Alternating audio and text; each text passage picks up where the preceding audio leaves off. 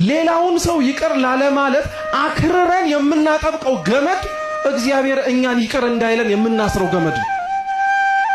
ሌላውን ሰው ይቅር ለማለት የምንፈታው ገመድ እግዚአብሔር እኛን ይቅር እንዲለን የምንፈታውም ጭምር። በቃ አጭር እኮ ነው። ክርስቶስ ስለ ይቅርታ ሲያስተምር እናንተ ይቅር መባል የምትፈልጉ ከሆነ እግዚአብሔር ምህረትን እንዲያደርግላችሁ የምትሹ ከሆነ እናንተም ሌላውን ምን በሉ ነው? ይቅር በሉ። እግዚአብሔር እንዲምረን መማማር አለብን። እውነቴን እምላችሁ ዘመናችን ይቅርታን ከሚናገረው ይልቅ ጥላቻን መንዛት ስለለመደበት እኛም ተጸናወት። ሰው ይቅርታ ልናረግለት ከሚገባው ነገር ይልቅ ምህረት ላንዳረግለት የምንችልበትን ምክንያት በደማቅ ቀለም ነው የምንጽፈው። ሊያው ይቅር ማለት ለምን ከበደ?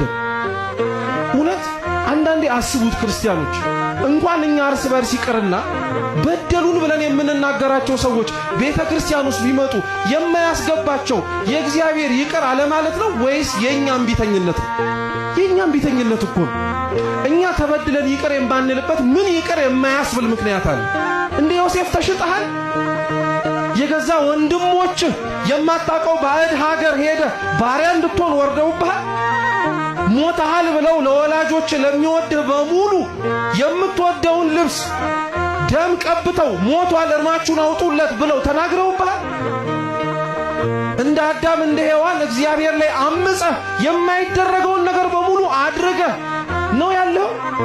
ሰው ይቅር ላይልህ ይችላል፣ እግዚአብሔር ግን ይቅር ይልሃል። ይቅርታችን በብዙ ነገር ታጠረ። ክርስቲያኖች ሁሉም ከላይ እስከታች ያለው በደለ እንላለን። እሺ ታዲያ ይቅርታው ከየት ይጀምር? ከሆነ ቦታ ካልጀመረ እያለን አሁንም እየጠበቅን ነው። እኛ ምን አለበት ይቅርታ ብን? እኛ ምን አለበት ምህረት ለማድረግ ብንሄድ?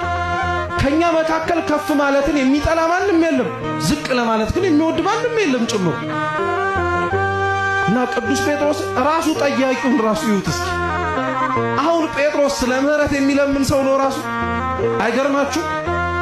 እሱ እንዳለው ክርስቶስ አዎ 3 ጊዜ ብቻ ነው እንጂ ከዛ በላይ ይቅር አትበለው ቢባል እኮ በዚህችው ቃል የሚመዘነው መጀመሪያ ጴጥሮስ ነው። ለምን? ክርስቶስን ስንት ጊዜ ክዶታል? 3 ጊዜ ዶሮ ሳይጮህ 3 ጊዜ ቢለው ኖሮ ጴጥሮስ ራሱ ምህረት አልባ ነበር። ግን አይደለም፣ ተደጋጋሚ ነው ይቅር መባል ያለብህ። አያችሁት? ጴጥሮስ በካደው ልክ በጨከነበት ልክ ያበላውን እጅ እንኳን አላውቅም ብሎ በተናገረበት ልክ ምንም ሊያረግ አልፈለገም ነበር። ማረው፣ ምህረት አረገለት። እኛስ ምህረት የማናረገው ለምንድን ነው?